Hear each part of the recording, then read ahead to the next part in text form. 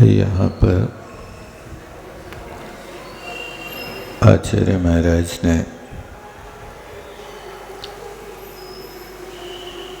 पावबंदी के कारण कौन कौन से होते हैं और पुण्यबंदी के कारण आचार्य महाराज ने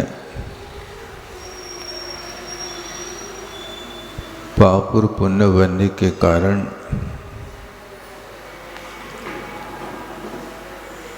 जिन भी ग्रंथों की रचना की है, चाहे पंचास्तिकाय हो,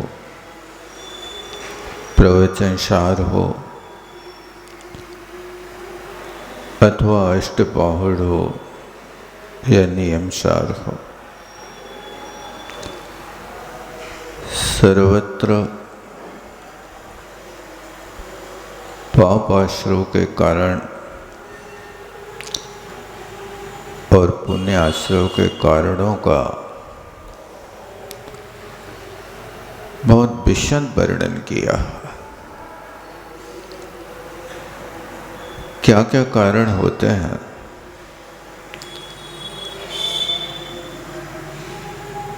पंचास्तिकाय में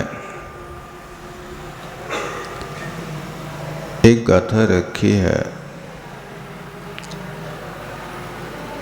जिसमें स्पष्ट लिखा कि चीजें पाप आश्रव के कारण है। उन्हें लिखा सन्ना उत्तिलेशा इंदीवस्दाय अत्तरुद्दाणी ऋणाणम चिदुपोत्तम मोहो पाप पदा होते हैं। पंचास्तिकाय के दूसरे अधिकार की एक गाथा है। इतनी चीजें जहां पर हैं वो पाप का आश्रय करता है। सन्नावती लेशा 4 संज्ञाएं हैं। इन चारों संज्ञाओं की प्रवृत्ति पाप आश्रय का कारण है। आहार भय मैथुन संज्ञा, परिग्रह संज्ञा, इन चारों संज्ञाओं की प्रवृत्ति देखी जाए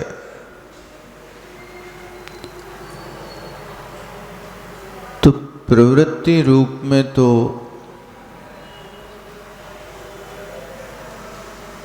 पंचम और छठे गुण स्थान तक होती हैं। इसके आगे संज्ञाओं का अस्तित्व तो रहता है, लेकिन प्रवृत्ति समाप्त हो जाती है। आहार संज्ञा 6वें गुण स्थान तक प्रवृत्ति रूप में रहती है और आहार संज्ञा के आचार्यों ने 4 कारण बताए हैं। जिन 4 कारणों से भोजन की इच्छा होती है। जीव कांड में उनने नेमिचंद्र महाराज ने एक गाथा लिखी। आहार दंस निर्णय तस्सु जोगेणे ओम कोठाए सादे दरु दीर्णाए हवदिहु आहार शन्नाहु। आहार संज्ञा के 4 कारण हैं। एक बाहरी कारण, तीन बाहरी कारण है और एक अंतरंग कारण है। पहला कारण है कि आहार को देखने से आहार की इच्छा हो जाती है। आहार दंस निर्णय। दूसरी वस्तु रखी है तस्सुभ जोगेण। आहार की ओर उपयोग चला जाए तो भूख की उदीर्णा होने लगती है। आपकी घड़ी में 10 बजेंगे तो 10 बजे से 12 बजे तक जब आपके लिए भोजन का समय रहता है, तब आहार के लिए घड़ी देखते ही छटपटाहट होगी।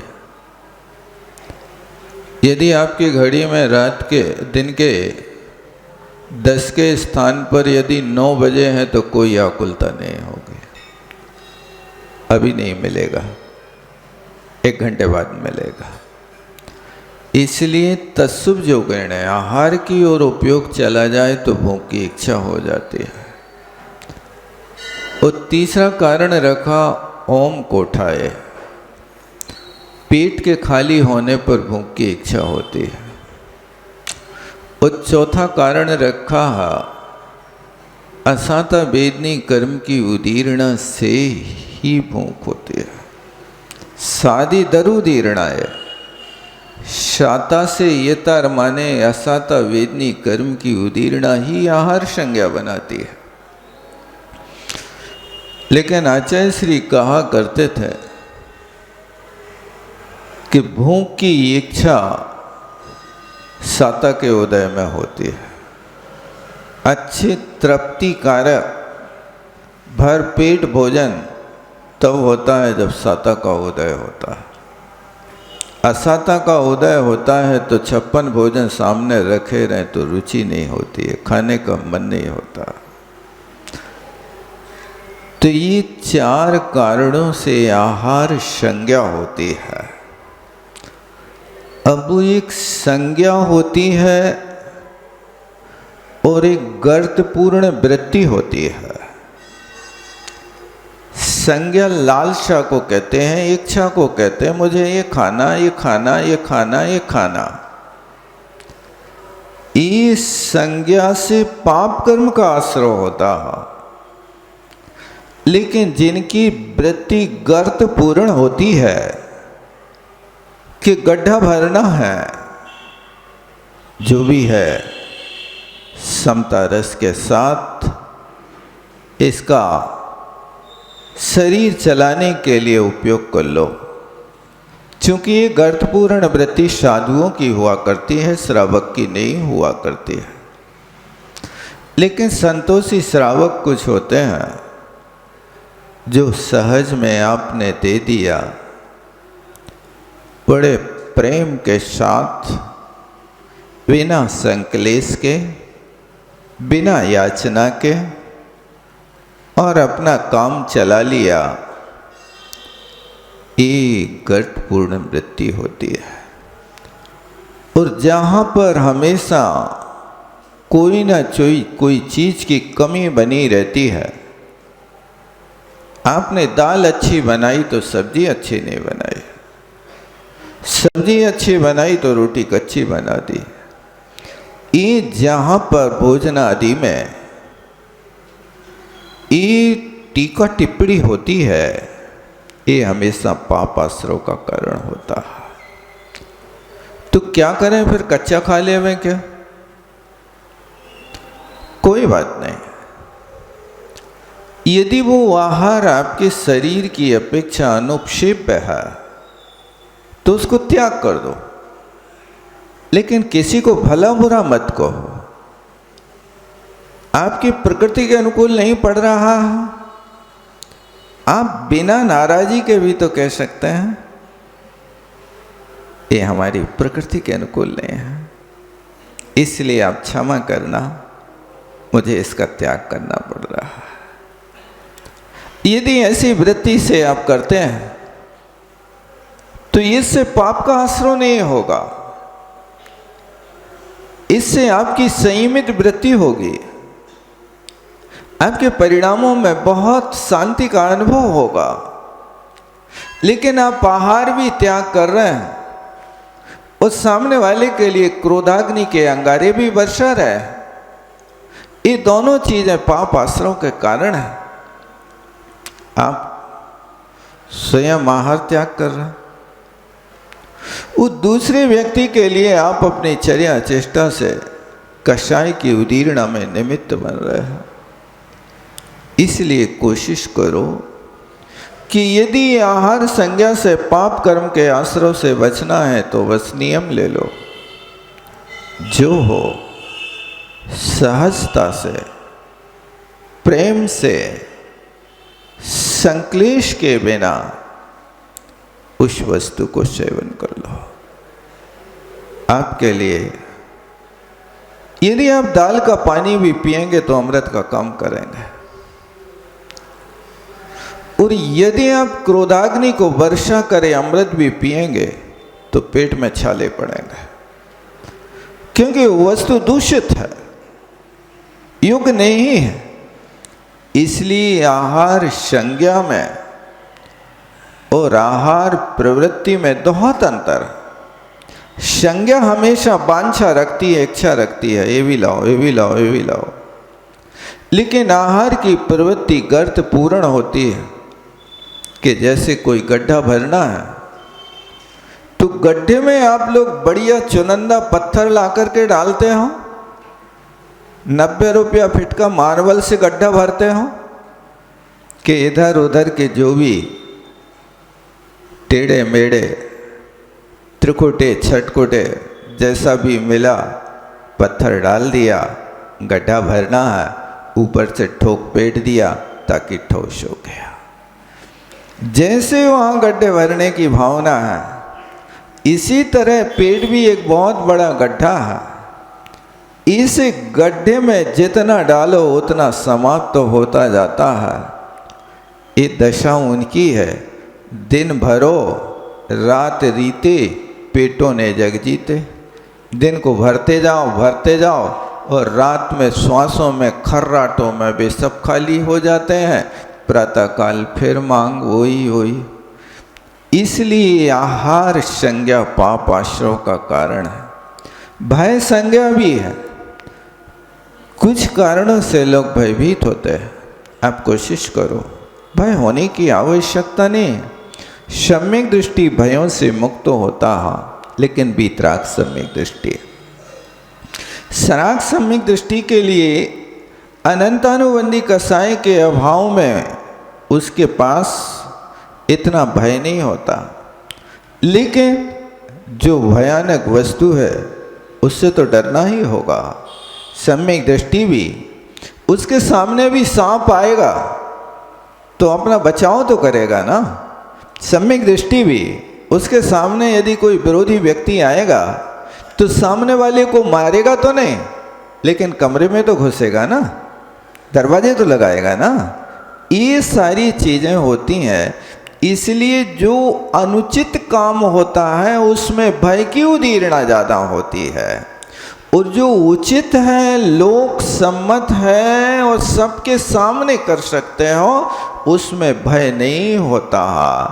जो कार्य आपको एकांत में करने के भाव पैदा हो रहे हैं, कोई देख ना लेवे, यहाँ भय की उदीरणा ज़्यादा होती है। ये पाप आश्रय का कारण है, और पापों से भयभीत रहना ये आपके लिए पुण्य कर्म का कारण है। आचार्य महाराज ने सूत्र बनाया कि संवेग और वैराग्य के लिए जगत काय स्वभावो, संवेग वैराग्य अर्थम। संवेग और वैराग्य के लिए जगत माने संसार और शरीर से हमेशा भयभीत रहना, वैरागी होना। संवेग का अर्थ यही होता कि इनसे विरक्ति भाव होना। संसार का स्वरूप क्या है? संसार उसे कहते हैं कदली तरु संसार है। ये संसार तो केले की वृक्ष की भांति, जैसे केले के वृक्ष को छीलते जाओ, छिलके तो निकलते जाएंगे, लेकिन कोई सारभूत पदार्थ नहीं मिलेगा। इसी तरह संसार भी ये केले के वृक्ष की भांति निस्सार वस्तु है। इसमें जो लोग सार खोजने में लगे हैं कि इसमें सार मिलेगा, इसमें सार मिलेगा, उन लोगों की दशा ऐसी है कि वे कपूर को जला करके भस्म बना करके राख बनाना चाह रहे हैं। आपने कभी कपूर की भस्म से बर्तन मांजे हैं? होता है? कपूर को कितना भी जला दो, काजल तो बन जाएगा लेकिन भस्म नहीं मिलेगी। इसी तरह यहाँ पर भी जो व्यक्ति संसार में सुख खोजने लगा हुआ है, उस व्यक्ति की दशा भी ऐसी समझो कि वो बस यही कर रहा है कि वो कपूर की राख बनाने की कोशिश कर रहा, लेकिन कभी मिल नहीं सकता। संसार ऐसा है, और आप रोज पढ़ते हैं, जो संसार विषय सुख होता तीर्थंकर क्यों त्यागे। यदि संसार में सुख होता तो तीर्थंकर क्यों त्यागे, मैंने तीर्थंकरों को सामने क्यों लाके रखा। इसलिए तीर्थंकरों को सामने ला करके रखा कि तीर्थंकर मनुष्यों में सबसे ज़्यादा सुखी होते हैं तो तीर्थंकर होते हैं। उन जैसा कोई दुनिया में सुखी नहीं होता। चक्रवर्ती को भी वैसा सुख नहीं होता जैसा सुख तीर्थंकर को गृहस्थ अवस्था में होता है, घर में होता है। इसलिए उनकी उपमा दे रहे हैं कि यदि यहाँ सुख होता तो वे तीर्थंकर घर छोड़ को काय को वन में जाते, घर छोड़ करके काय को वहाँ सालों सालों बढ़िया बढ़िया भवन छोड़ करके और चारोली के वृक्ष के नीचे अपना जीवन व्यतीत करते। किया कि नहीं किया। ये शिक्षा मिलती है कि संसार में सुख नहीं है, ये दुख का कारण है। इसलिए हमेशा इससे वैराग्य ही प्राप्त करना चाहिए। ये संसार का स्वरूप है। इसलिए आहार संज्ञा, भय संज्ञा, भयभीत हो तो पापों से हो, भयभीत हो तो संसार के स्वरूप से हो, भयभीत रहो तो विषय भोगों से भयभीत रहो। जब भी बैरागी भोजन करने बैठे तो हे भगवान, भोग बुरे भव रोग बढ़ावे, भोग बुरे भव रोग बढ़ावे। बैरी हैं जग जी के, अकेले हमारे नहीं, जगत के जितने जीव हैं सबके लिए ये बैर भाव रखने वाले, संसार में परिभ्रमण कराने वाले हैं। ऐसी परिणति होना, इसलिए भय संज्ञा से भी मुक्त होना। यदि आप भयभीत होते हैं तो पाप आश्रय करते हैं। इसी तरह मैथुन आदि जो होता है, ये परिणाम संक्लेश के परिणाम हुआ करते हैं। इन संक्लेश के परिणामों से हमेशा पाप का आश्रय होता है। और फिर परिग्रह संज्ञा, परिग्रह के अर्जन में और परिग्रह के संग्रह में, दोनों में आप ध्यान रखना, इससे परिणाम संक्लेश के होते हैं। परिग्रह की उपस्थिति में कभी कोई व्यक्ति सुखी नहीं हो सकता। एक तीर्थंकर परमात्मा होते हैं कि जिनके पास समूह शरण जैसा वैभव है।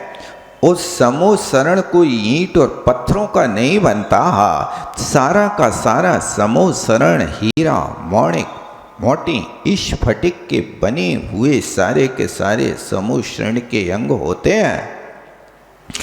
और इतना विशाल वैभव होता है, आप समझोगे कि उस समूह शरण का बनाने वाला कौन है, ठेकेदार कौन है। ठेकेदार तो सौधर में इंद्र है, और इंजीनियर कौन है, कुबेर है। जहाँ सौधर में इंद्र जैसा ठेकेदार होवे तो वो रतन बरसाएगा तो थर्माकोल के बरसाएगा क्या। एक एक रत्नों की कीमत करोड़ों करोड़ों रुपए की होती है। आप उस चीज को समझो कि सबसे ज्यादा वैभव संपन्न तीर्थंकर परमात्मा उस वैभव के बीच में बैठे हैं। चेतन अचेतन दोनों प्रकार का परिग्रह बाहर है, लेकिन अंतरंग में नहीं बसा। उससे भी वे 3 अंगुल 4 अंगुल ऊपर उठे हुए गंध कुटी में तो बैठे हैं, लेकिन बैठते हुए भी वहाँ पर उसको स्पर्श नहीं कर रहे। अंतरिक्ष विराजमान है। इसी बात के लिए सूचित करते हैं कि ये जड़ द्रव्य मेरा नहीं है, इससे ऊपर उठना है। ये तो सब तुम्हारे लिए दिखाया गया है। समूह शरण की रचना भगवान के लिए है कि तुम्हारे लिए है, बताओ। ये तो तुम्हारे लिए है। समूह शरण की रचना भगवान को नहीं। जब भगवान आत्मा स्वरूप में स्थिर होंगे तो वे सारे के सारे उसको छोड़ करके वे तो जाकर के वहाँ स्वर्णभद्र कूट पे जाकर बैठ जाएंगे। ना दुनिया से कुछ लेना ना देना, कोई एक तिलतुस मात्र की जरूरत नहीं है। ये तो अपने लिए व्यवस्था बनाई है कि तुम शांति से वहाँ बैठ सको, भगवान की देशना सुन सको और वहाँ जाकर के बढ़िया आप क्रीड़ा कर सको। समूह शरण के भीतर आप पहुँच रहे हो, कोठों के बाहर हो तो आपको खेलने कूदने के लिए भी सारी व्यवस्थाएं हैं, नाट्यशालाएं हैं। नाटक देखने तो नाटक करो, नाटक करने हैं तो नाटक करो। तुम्हें नदी कभी नदिया में न तैरे हो तो जाओ समूह शरण में, पापियों में खूब बढ़िया आनंद से नहाओ धो, आनंद लूटो, जो कुछ करना सो करो। खाने पीने की व्यवस्था, तुम्हें जो खाने हो चाट मंगोड़ी सो सब कुछ खाओ पियो, ये सब सुख सुविधाएं हैं। लेकिन उन सुख सुविधाओं से आगे बढ़ कर के ही वही व्यक्ति समूह शरण में पहुंचता है जिसको आत्मस्वरूप की लगन है। अन्यथा तो बाहर ऐसे घूमते रहते, जैसे यहाँ पर आते ना लोग बाग, अपने माँ बाप को तो मंदिर तक ले आएंगे। भाई माँ बाप यदि 2 घंटा मंदिर में पूजा करें तो वो गाड़ी में बैठा बैठा वहाँ पिक्चर देखता रहेगा, भगवान को नहीं देखेगा। ऐसी अभागी कई आत्माएं होती हैं जिनके भाग में भगवान नहीं होता।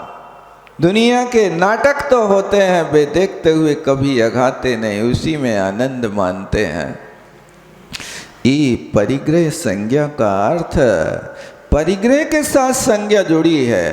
परिग्रह का होना बुरा नहीं है। इसलिए कल कहा था कि मुनि तो वन में रहते हैं लेकिन ग्रहेपि पंचेंद्रिय निग्रहस्तपा। यदि कोई गृहस्थ घर में रह कर के इंद्रियों का निग्रह कर ले तो गृहस्थ भी तप की कोटि में आ जाएगा। इंद्रियों का निग्रह तो करो, बस आपको इंद्रियों का निग्रह ऐसे करना कि घर में रहता हुआ व्यक्ति भी वहाँ पर सुदर्शन सेठ घर में है लेकिन बैरागी है। वो शूर्पनखा वन में है लेकिन वन में रह कर के भी वो राग खोज रही है। वो सुदर्शन सेठ भवन में रह कर के भी वीतरागता खोज रहे हैं। वहाँ भवन में रहते हुए भी उसके लिए राग के लिए चारों तरफ से प्रेरणा की जा रही है, लेकिन राग की ओर दृष्टिपात नहीं गया। ग्रस्त व्यक्ति भी देखो कैसी इंद्रियों का संवरण कर लेता है। इसी हाथ उठा करके देखो, जहां दांत होवे उस दांत वाले के लिए चना छोड़ना बहुत मुश्किल होता है। दांत टूटने के बाद यदि कोई चना छोड़े तो शाबाशी नहीं मिलती है। शाबाशी तो तब मिलती है कि दांत है लेकिन चना का त्याग है। आंत है पचाने के लिए लेकिन दाल बाटी चूरमा का त्याग है। नहीं खाएगा दाल बाटी चूरमा, क्या खाएगा?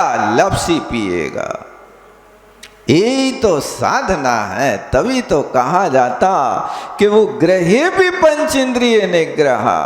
शूर्पनखा एकाकी जंगल में खड़ी है, कोई देखने वाला नहीं है, लेकिन शूर्पनखा को कोई ने आज तक बैरागी नहीं कहा।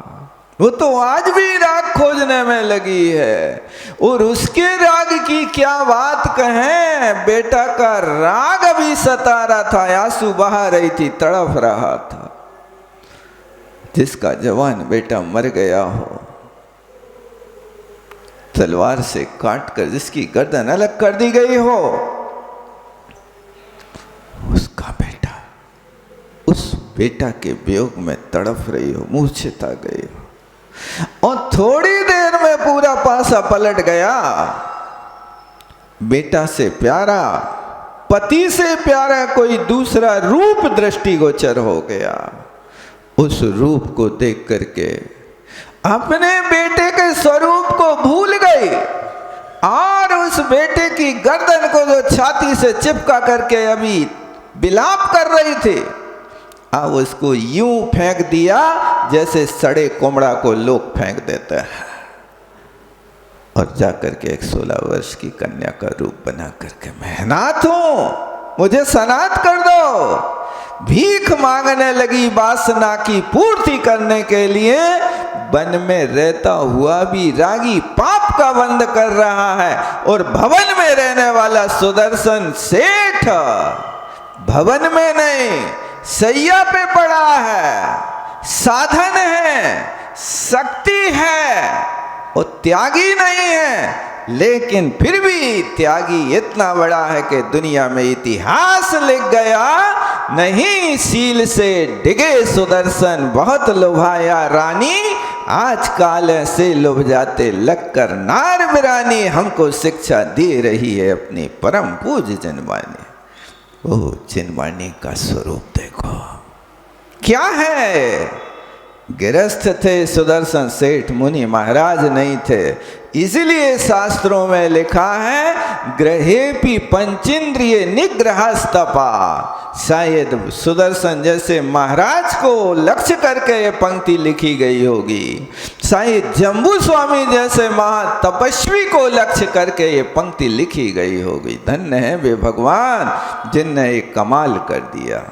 ग्रहेपि, घर में भी रह रहे हैं लेकिन पंच इंद्रियों का निग्रह, कोई विषय नहीं सामने आ रहा। ऐसी ये 4 संज्ञाएं संबंध सिर्फ वांछा से रखती हैं, मूर्छा से रखती हैं। कोशिश करें, आहार करें, लेकिन अपेक्षा ना रखें, जो मिल जाए सहज से काल है।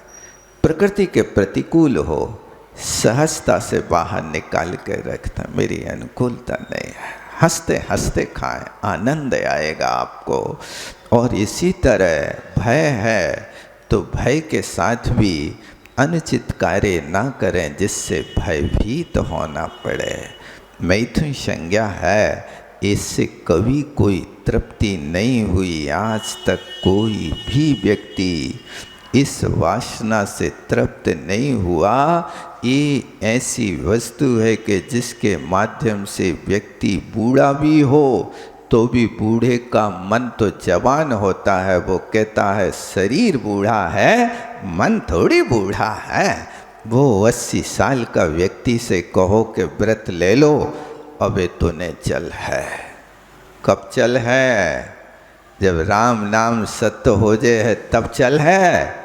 अभी तो यहाँ निषेध कर देता है। ये स्थिति और परिग्रह होना बुरा नहीं, लेकिन परिग्रह के ऊपर बैठो। परिग्रह को तुम अपनी छाती में नहीं बैठा लो। जैसे तीर्थंकर परमात्मा के पास परिग्रह है, लेकिन परिग्रह के ऊपर बैठे हैं, वे अंदर नहीं बैठा लें। तुम भी परिग्रह रखो, कोई बात नहीं, लेकिन परिग्रह के ऊपर बैठे रहो। हृदय में वो अपना घर ना बना पाए, बस तुम्हारा यही तो साधना का मार्ग है। तुम घर में रह करके भी तपस्वी हो सकते हो। क्या साधना की होगी सुदर्शन सेठ ने, आप विचार करो। कभी सोचा होगा कि ऐसा भी उपसर्ग घर में किसी गृहस्थ को आएगा? एकांतवास हो, याचना करने वाली महारानी हो, स्त्री हो, स्त्री को देख करके लोगों के मन विचलित होते हैं। लेकिन वहां तो स्त्री के देखने की बात छोड़ो, स्त्री मना रही है, हे देवता मान जा। लेकिन देवता तो कह रहा है अपा शरणम पवज्जामि, मैं तो आत्मा की शरण में जाऊंगा। बहुत देख लिया, आज तक कभी कोई इस चीज से तृप्त नहीं हुआ। मानो पावक में घी डाला। ये तो ऐसी है कि घी डालने से कभी अग्नि बुझती नहीं। अग्नि को बुझाना है तो ईंधन देना बंद कर लो। यदि भोगों को शांत करना है तो भोग वस्तु देना बंद कर दो, अन्यथा कभी भोगों की इच्छा शांत नहीं होगी। इसलिए लिखा सन्नाओ ये चार संज्ञाएं हैं। इन चार संज्ञाओं में ये चार चीजें होवे, लेकिन संज्ञा ना होवे, वांछा ना होवे। बस वांछा को हटाने की कोशिश करो। वो तीन लेस्याएं हैं। लेस्याएं तो 6 हैं, लेकिन कष्टप्रद 3 हैं। कृष्ण नील कापोत लेस्या के परिणाम को त्याग करने की कोशिश करो। ये कृष्ण आदि लेस्याएं हम कैसे पहचाने कि कब कृष्ण लेस्या है? तो आचार्य महाराज ने लिखा, चंडो नमचे बेरम। इतना चंड, इतना बड़ा क्रोधी होता है कि जो व्यक्ति कभी एक बार किसी से रूठ जाए तो कभी बोलने को मन ना करे, ऐसे व्यक्ति की कृष्ण लेस्या होती है। कहीं उस कृष्ण लेस्या के मालिक आप तो नहीं हो? आप छोटी छोटी सी बातों में कहीं तूफान खड़ा तो नहीं कर देते हो? यदि छोटी छोटी बातों में तूफान खड़ा करते हो, समझ लेना अशुभ लेस्या है, पाप आश्रव का कारण है, कृष्ण लेस्या है। इसलिए ये लेस्या को हटाने की कोशिश करो। रमुचे बेरम। सामने वाला व्यक्ति तुम्हारे सामने गर्दन काट के भी रख दे तो भी क्षमा ना करो। ऐसा भयंकर क्रोधी व्यक्ति बुराई मान करके रहता है, इसका नाम कृष्ण लेस्या है। इसलिए इन कार्यों से अपने आप को पहचानो कि हमारी अभी कौन सी लेस्या चल रही है। कहीं इन लेस्याओं के अंतर्गत हम तो नहीं आ रहे। यदि आ रहे तो पाप कर्म का आश्रव कर रहे, और यदि पीठ पे तुलपन में लेस्या शुक्ल लेस्या में जा रहे तो इन लेस्याओं वाला बहुत सरल स्वभावी होता है, त्यागी होता है, भद्र परिणामी होता है, और अंदर से करुणावंत होता है। एक घास के तिनका को भी निष्प्रयोजन उखाड़ने की कोशिश नहीं करता है। उसके पास से शुभ लेस्याएं होती। शरणावती लेस्या इंद्रिय वसदाए अत्तरुद्दाणे।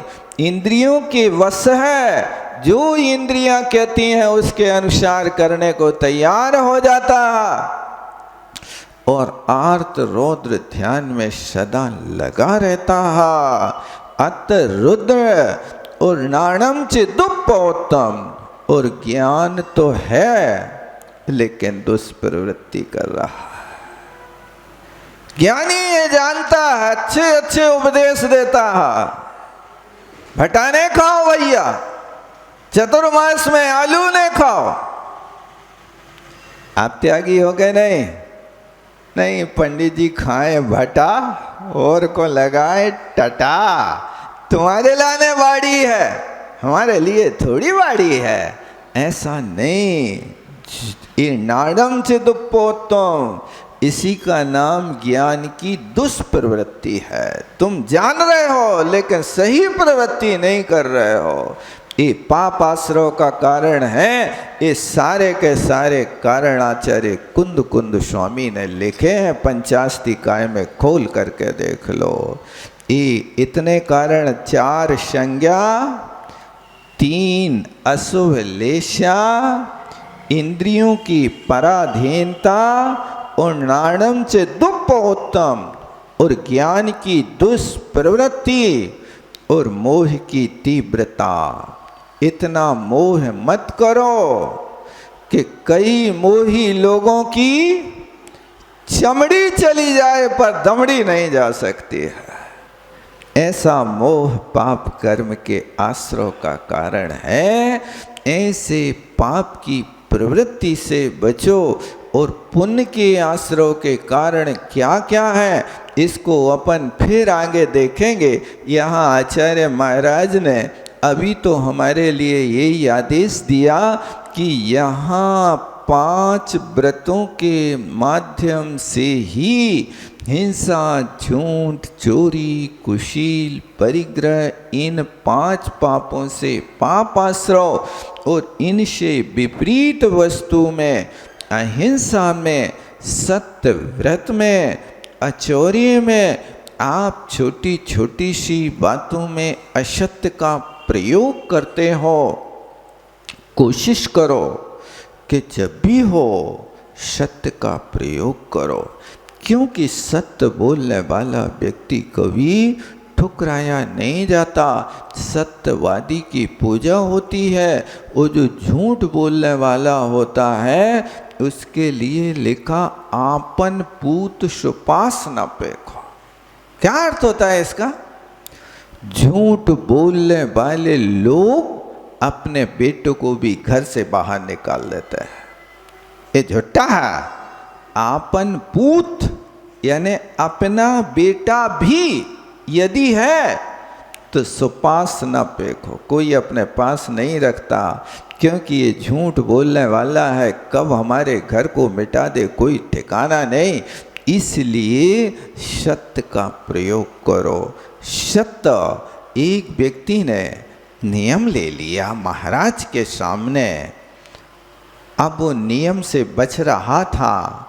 महाराज ने कहा तो तैयार तो हुआ, लेकिन वो कहता है महाराज मैं तो चोर हूं, मेरी आजीविका ही चोरी की है।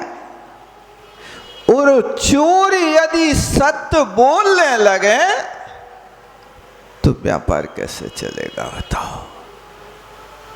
महाराज कहते कोई बात नहीं, मैं चोरी नहीं छुड़ा रहा हूं, मैं तो झूठ छुड़ा रहा हूं। चोरी की बात थोड़ी कह रहे हैं, तुम सत्य बोल करके भी तो चोरी कर सकते हो। क्या संभव है महाराज? प्रैक्टिकल करके देख लो। अब वो नियम ले लेता है, सत्य ही बोलूंगा चाहे जैसी स्थिति हो जाए। चोर ने सत्य बोलने का नियम ले लिया। अब दूसरे दिन राजा के घर में चोरी करने गया, और वहां पर जैसे ही द्वार पर पहुंचता है, द्वारपाल पूछता है कौन हो? मैं चोर हूं। द्वारपाल कहता राजा का कोई खास आदमी है, ये तो व्यंग कर रहा है, चोर कभी अपने मुख से नहीं कह सकता मैं चोर हूं। इसलिए उसने हाथ जोड़े, रास्ता खोल दिया, जाओ भैया चले जाओ तुम। क्या है? फिर आगे के गेट पे गया, फिर पूछा कौन हो? मैं चोर हूं। वो भी डर गया, भैया रास्ता दो, चोर दिन दहाड़े नहीं आते हैं, चोर अपने को चोर कह के नहीं आता। 7 द्वारे पार कर गया, और जहां पर उसका खजाना था, राजा का खजाना था, खजाने में भी जाकर के वहां उसने प्रवेश पा लिया। वो चोरी करके पुटरिया बांध करके चला जा रहा था, तो फिर राजा मिल गया। जब माल ले जा रहा था तो राजा ने पूछा तुम कौन हो? उसने कहा मैं चोर हूं। तुम चोर हो? तो राजा ने सोचा कोई मजाक किया है, ये तो कोई व्यापारी आया होगा, राजमहल में व्यापार करके माल ले जा रहा होगा, जाने दो इसको। तो राजा ने भी अपने हाथ से उसको निकाल दिया। क्या हुआ? चोर भी सत्य व्रत के माध्यम से सफलता को प्राप्त हो गया। तुम भी चोरी करते हो तो करो, सत्य व्रत को तो पालन करने लगो भैया। तुम यदि सत्य व्रत का पालन करोगे, सारे के सारे राजा तुम पे प्रसन्न हो जाएंगे। कहो तो मैं चोर हूं। नहीं कह सकते, हम नहीं कह सकते।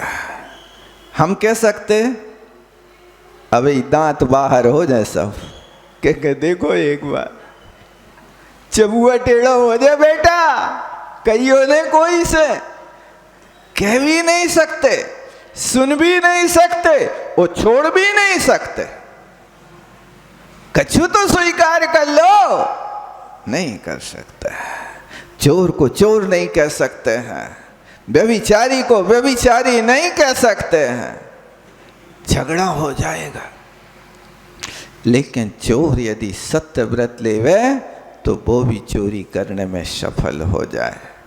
तुम भी कोशिश करो कि इस तरह के हम कार्य करें जिन कार्यों के माध्यम से पाप आश्रयों से बचें और पुण्य आश्रयों के लिए घबराओ नहीं बेटा। कुंद कुंद स्वामी की भाषा समझो। कुंद कुंद स्वामी की बहुत गहरी दृष्टि है। उनने बंध के बाद मोक्ष अधिकार रखा है। देखो खोल के आगे, बंध के बाद संबर निद्रा की बात नहीं करी, यानी मोक्ष होगा तो बंध पूर्वक ही मोक्ष होगा। जो बंधे नहीं है उनका क्या मोक्ष करना, बताओ। जो छूटे हैं, जो मुक्त हैं, उनके लिए थोड़ी मोक्ष करना है। मोक्ष तो उनका करना है कि जो बंधे हैं, और बंध की प्रक्रिया को समझ लो कि तुम ऐसी बंधी हुई आत्मा। इसलिए कुंद कुंद स्वामी ने 7 तत्वों के क्रम के उल्लेख का व्युत्क्रम किया है। उनने बंध के बाद संबर निर्जरा नहीं रखा। कौन सा रखा है? मोक्ष रखा है ना, अभी आने वाला है, देख लियो अगले अधिकार में।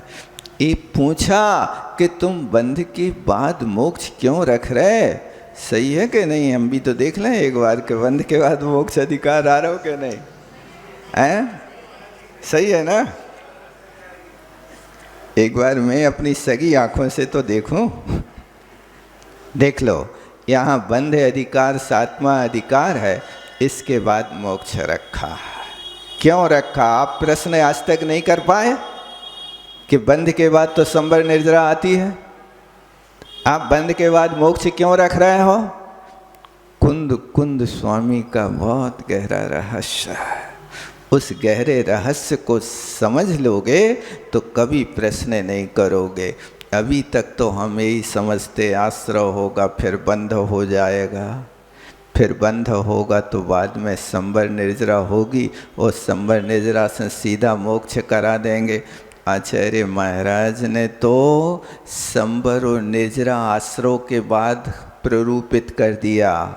आश्रय करो तो आश्रय का विरोधी कौन है? संबर है। आप पढ़ते हैं आश्रय निरोधा संबर, आश्रय का निरोध संबर है। तो जब आश्रय का निरोध संबर है तो संबर होगा तो संबर के साथ निर्जरा होगी, क्योंकि संबर हो गया तो अंदर बैठे हुए कर्म कितने दिन रहेंगे? वे तो अपने आप निकलेंगे। कर्मों ने तो अपना अधिकार तब जमा रखा कि वो सत्ता में रहने वाले कर्म को भोजन पान कौन दे रहा है? नूतन बंध दे रहा है। ये नया कर्म का बंध होता है, तभी तो सत्ता में पड़े हुए कर्म का पेट भरता है। यदि नया कर्म बंध ना होवे तो वो तो भूखों मर जाएगा। क्यों भूखों मरेगा? क्योंकि उत्कर्षण और अपकर्षण 2 करण कर्म के होते हैं। वे उत्कर्षण और अपकर्षण करण वर्तमान की बंध पद्धति से होते हैं। यदि आपकी सत्ता में 1 कोड़ा कोड़ी सागर का कर्म है, और वर्तमान में आपने यदि 10 कोड़ा कोड़ी सागर का कर्म का बंध कर लिया, तो वो 10 कोड़ा कोड़ी सागर का जो वर्तमान में बंद किया, वो सत्ता वाला कर्म भी जो 1 कोड़ा कोड़ी का था वो 10 कोड़ा कोड़ी हो जाएगा। इसी का नाम उत्कर्षण है। और यदि सत्ता में 10 कोड़ा कोड़ी का है और वर्तमान में बंध 1 कोड़ा कोड़ी का किया है, तो वो सत्ता का कर्म भी 1 कोड़ा कोड़ी का हो जाएगा। इसका नाम अपकर्षण करण है। ये भोजन बंध तत्व दे रहा सत्ता वाले कर्म को। यदि आपका बंध रुक जाए तो एक अंतर मुहूर्त में निर्जरा करके सारे के सारे लोगों को निकाल करके मोक्ष हो जाए।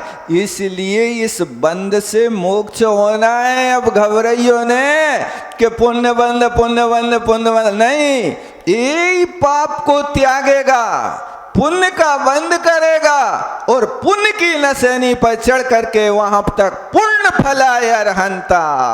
आज अभी तक वृक्ष था, आज अभी तक फूल थे, अब जब केवल ज्ञान हो जाएगा, अरहंत पद मिल जाएगा, पुण्य का फल हो जाएगा। ये पुण्य का फल क्या है? जो 4थे गुण स्थान में तीर्थंकर प्रकृति का बंध किया था, वो तीर्थंकर प्रकृति आज उदय में आएगी, वो पुण्य फल कहला रहा। और कोई दूसरी वस्तु नहीं है। अभी बंद था, सत्ता था, वो बंद और सत्ता आज जब 13वां गुणस्थान होगा, घातिया का क्षय होगा, केवल ज्ञान लक्ष्मी प्रकट होगी, तीर्थंकर प्रकृति का उदय होगा। वो तीर्थंकर प्रकृति का उदय ही पुण्य का फल है और कोई दूसरी वस्तु नहीं है पुण्य का फल। इसलिए ये पुण्य फलार्हंता कहा जा रहा। पुण्य की बात सुनकर लोगों को बिल्कुल फुरूरी आ जाता है।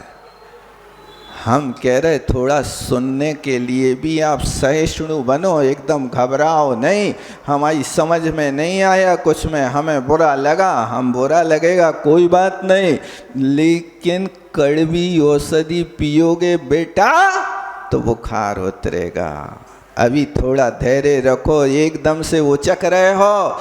बच्चा को इंजेक्शन दिखाते ही वो तड़पने लगता है, लेकिन जब इंजेक्शन लग जाता है तो रोता तो है, लेकिन स्वस्थता महसूस होती है। बहुत अच्छा, रो ले, जितना रोना है रो ले, कोई बात नहीं। तू रोएगा, मैं लगाऊंगा। तो बच्चा को रोने के लिए इंजेक्शन लगा रहे क्या?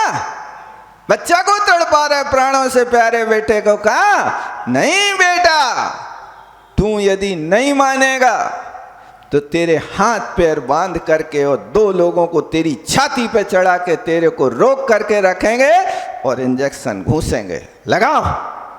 डॉक्टर कहे कि हाथ कप रहे हमारे, नहीं, तुम तो हाथ की बात नहीं, तुम तो अच्छे दिल से लगाओ। क्या कर रहे हो? बस यही तो कर रहे हैं। इसी तरह यहाँ पर भी तुम घबराओगे पुण्य की बात सुन के, बेटा तुम्हारे हाथ पाथ पकड़े जाएंगे, अभी तुम्हें जबरदस्ती इंजेक्शन घुसेंगे। अभी तो जब तुम्हारे गले उतरेगा तब पता चलेगा कि पुण्य फला अरहंता, वो ये आज अरहंत पद मिला तो इसका प्रभाव है। और वो पुण्य बंध बांधा तो व्रतों से बांधा, व्रतों से बांधा हुआ व्रती का पुण्य ही वो जाकर के पुण्य फला अरहंता होता है। असंयमी और मिथ्या दृष्टि के द्वारा बांधा हुआ पुण्य फला अरहंता पद को प्राप्त नहीं करता है। बोलो आचार्य गुरुवर विद्यासागर जी महाराज की। जावण के ज्ञान से